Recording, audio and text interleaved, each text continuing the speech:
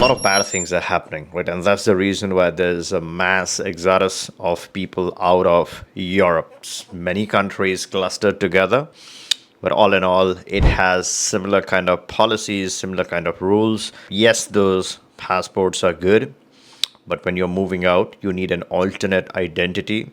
Ideally, when you're moving your funds or diversifying your funds, you want to have a citizenship outside. So, yes, your European passport is good for your EU travel, but when you're quitting or moving out, and the move out doesn't need to be extreme, it doesn't need to be overnight. You suddenly quit everything and leave. Nope. You first obtain a residency, change that into citizenship. You have a dual citizenship or three citizenships, whatever the case might be. Once you have the mechanism in place, then you can slowly start diversifying your assets outside of Europe. And you can't abruptly do this. If you do try to do this abruptly, they're trying to stop it. They would try to impose so you'll trigger something, there'll be some issues, you'll be in hot mess for no reason. So you have to plan this carefully, structure this correctly, so you're getting your solidity, you're getting your rights in that outside country. And then once you finalize that country to be your main country, or let's say you're using that nationality to obtain additional residencies in the places that you like, and then you're slowly diversifying. Well, before I jump into the good options that I feel would apply in case of Europeans, right? And I'm talking about EU particularly. Let's discuss why there is this outward migration. Why are people fleeing? People are fleeing because of the hostile attitude of some of these governments. They're jailing people for stupid things in some cases. There's hostility towards outsiders, particularly one particular religion, and people watching my videos know exactly what I'm talking about. There's a lot of hostility. They don't prefer outsiders, and outsiders who have settled, they are facing a tough time in a lot of cases. So all in all, is it worth it, right? It used to be great before in its glory days, but today, with the geopolitical tensions, the war is the other thing, right? There's a lot of instability. You don't know what's going to happen. That region is a hotbed for trouble, right? So you can't be restricted to a tiny little country just because you have a strong passport. It's getting draconian, it's getting risky, it's getting unsafe. Inflation is high. The quality of jobs, right? The quality of employment in some of these nations is really not good. These are some of the driving factors. And let me know your thoughts in the comments. I'm sure there are other things that's affecting you because of which you're considering leaving Europe. Government regulations are becoming stringent, right? Less friendliness towards any financial diversification, right? They just want to control your money. Some of these governments want to eat up your money. If you're rich, then you're going to be taxed to hell, and all that money is then going to be funded to all these programs, right? So government can make money, they can distribute the money in these programs. Eventually someone would get benefited other than you. So you want to stop that, and you want to move out so that your assets and you can be in a different location, enjoying your life. Maybe it's at the beaches, maybe it's doing something that you like, instead of paying all your money or most of your money or 50% of your money to all these governments funding all these crazy, senseless programs in some cases. Now, what are some of the best options for diversification? I'm going to target a few real good ones, right? The low hanging fruits, and then we can look at some higher quality ones which require more commitment. The first one is, let's look at the Latin region first, and then we'll move on to other places. In Latin America, if you're looking for a comparable passport, right, you're looking for a passport that's just like the EU passport, then the best of the best is Chile. I personally feel, although Chile is quite doable, it's easy to get the temporary residency comparatively. It's an overkill, right? So if you already have a strong passport, then maybe you look for something else. And strangely, a lot of people, they say how unsafe the Latin American region is. That's not true to a large extent. If you pick your pockets right, for example, in Mexico, if let's say you're looking at Baja California, most expats have settled over there from the US, from Canada, from all over the world. It's an expat hub, and it's very safe in my opinion. And safety is a personal thing, right? So in my opinion, that has the best quality of life. It's closer to the US. You can go back and forth. Once you have your Mexican nationality, you have various options to go to the US, including the TN visa that I keep talking about. So Chile is the best of the best. How do you get Chile residency? You start a business, right? You put your business plan together, you apply, you use that to apply for the temporary residency. Once you start your business, and this cannot be a paper business, right? So let's say you're working online, there's some sensible logical business that's going on, there's some economic activity. You can tell whether it's a genuine business or it's a fake business, right? So if it is a genuine business, then you convert this temporary residency into permanent. And then once you are on the permanent residency, the total time it takes to apply for citizenship is 5 years. The big difference between Chile and Mexico is that in Chile, you have to live in the country for most of the times. When you compare this to Mexico, the residency card can be obtained in a single day with us, right? So at any point you are interested in obtaining this option, let's say you want to collect your card from Mexico, you want to go for the 1 day process, you can always click the link, book a call, and we can get you started with that Mexican residency option. Chile would require you to be in the country for most of the time, right? They want to see your physical connection, integration into the country. So that's a requirement, just like Canada. Mexico offers a very similar kind of a passport. It's also an APEC country like Chile. So you have business access into Australia, New Zealand, South Korea, Japan, Malaysia, all these amazing countries, including Chile. So Mexico will give you the APEC. Mexico will give you the Latin American coverage. It'll give you the ETA to Canada under certain circumstances, and then it'll also give you the TN back into the US. It gives you the Schengen. It gives you the UK. It gives you the Ireland, Scotland. So it pretty much gives you every single thing. It's one of the lowest hanging fruits, right? Because you're not donating anything. You're simply showing either your monthly income to the government per month, or you're showing your bank balance for a year. And obviously you got to have certain threshold, right? And it is still some of the lowest requirements, right? So $80,000 in your bank account is not a lot of money. So a lot of people will have that sitting cash in one of their accounts. It doesn't have to be one single account. It could be multiple accounts integrated.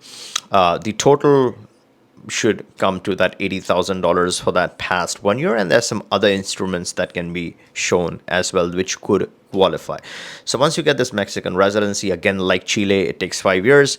You can live outside of Mexico for most of the time, right? Towards the citizenship, you're looking for that year and a half, right? And then you can apply for your Mexican nationality. The Chile passport and the Mexican passport, Chile has a slight edge over the Mexican passport only in one area.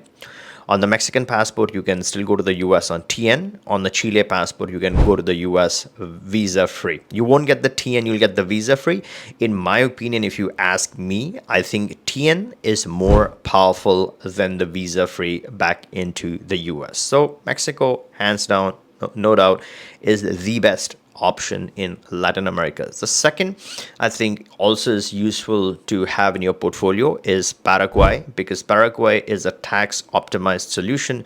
So you're playing around with fire in different places, you're collecting all the nationalities, you want to then switch base, you want to reset, right? You want to use a bridge option, a bridge residency. You want to trigger the territorial tax residency at the lowest thresholds. 9% is crazy, right? That's the lowest, one of the lowest you can find. People talk about Dubai. That's a marketing gimmick. Dubai is good for someone from, let's say, the Asian region, right? It's closer. It has a lot more commitment, right? It's expensive to strike, and then it's expensive to maintain. You have to travel. You need to have a residency in order to maintain that visa. With Paraguay, it has no minimum physical presence requirements. Now, a lot of people talk about, can Paraguay end up into a citizenship? Of course, it can end up into citizenship. You apply for the permanent after a couple of years, no physical presence required. Once you have the permanent, then you can obviously live in the country for the minimum physical presence, and then you can apply for the Paraguayan citizenship, right? So Paraguay is that tax option. I wouldn't recommend this for most people for citizenship purposes, but from a tax optimization perspective, it's a very neat option to have in your portfolio. Now, if you're looking for quick citizenships, there are two countries which really shine. One is Peru, and that can be started with opening a business just like Chile.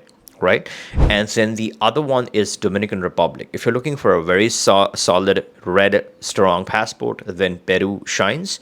If you're looking for, if you just want a nationality and you don't care, you want to spend a couple of years and obtain a citizenship, then Dominican Republic is a beautiful place. A lot of tourists from all over the world and an excellent connectivity as far as its airport is concerned. So these are some of the options. And then, of course, you have Uruguay, you have Argentina, you also have Brazil. Brazil is an underrated one. A lot of people look at Brazil, especially by birth. Argentina and Brazil and Mexico are the top choices as well. Now let's shift focus to something more diversified, right? So in Africa, I think two really jump up, and a lot of my volume, right, is interested in the African, two options in Africa. So one is a lifelong permanent residency from South Africa. It does not hurt to get and keep this in your portfolio. You never know when you need this. Of course, this can be converted into citizenship. 6 months in a year is not a bad deal in the final year, right? If you are looking for the nationality. But let's say you're not interested in the nationality right now. Having a lifelong dateless permanent residency booklet is worth its weight in gold, and that's South Africa. A simple donation, $6,800, and you can have this option to yourself, right? And for your family. The better option, the more premium option in this region at the approximately the same price or even cheaper is Mauritius, right? So either you open up a bank account, put 50K in your bank account, business bank account, you can get it that way. If you're over the age of 50, then you can directly qualify for your residency. And they don't term this as temporary or permanent. It's sort of a permanent residency as long as you keep renewing this. Now, mind you, the option over 50 does require $1,000 of application fee to the government. You do need to open up your own personal bank account for your personal expenses, right? So those things would be required, and a person in Mauritius takes care of this whole thing for you from start to finish. So those are some of the options in Africa. If you're looking to obtain the citizenship and tag that or pair that with an excellent Asian residency permit, then the new MM2H, or some people like to look at the CM2H, but I would say that MM2H is definitely hands down better. You can obtain that residency, tag that to your new nationality. So you have your European nationality on one side, you have your new nationality, you have the Malaysian MM2H visa, and then you can use that as a base, right? It's going to be easier for you to do volumes, right? So if you're looking to move money, you're looking to secure money, you're diversifying your cash, then Malaysia can be a very good option in Asia.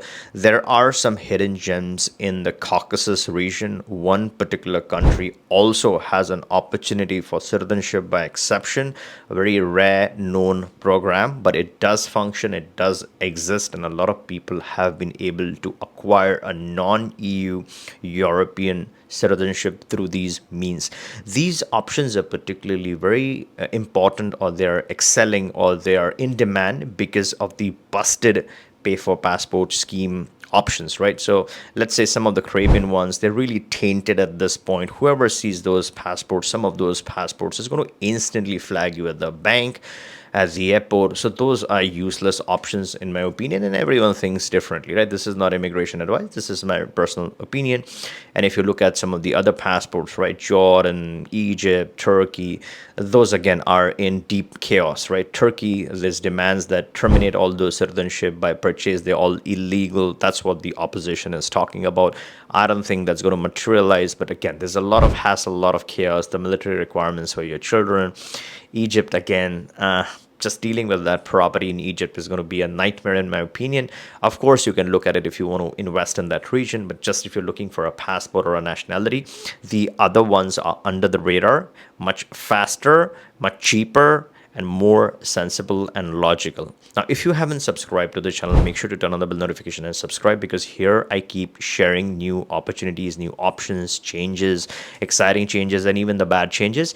And at any point, right, and if you want to get started with any of these residencies, we have cross coverage, not just one attorney, multiple attorneys in a region. I like testing all my good attorneys, so I appoint the best one for each case. So if you are interested, and always, as I said, click the link, book a call. We can discuss discuss which residency best fits in your circumstances and get you started. So you have your path to leave your European region, right? You keep the nationality, you keep your assets, maybe you keep your family, but at least you have that option set. So if anything changes, you're secure for your future life. If you like this video, give me a thumbs up, make sure you sub, and catch you in the next one.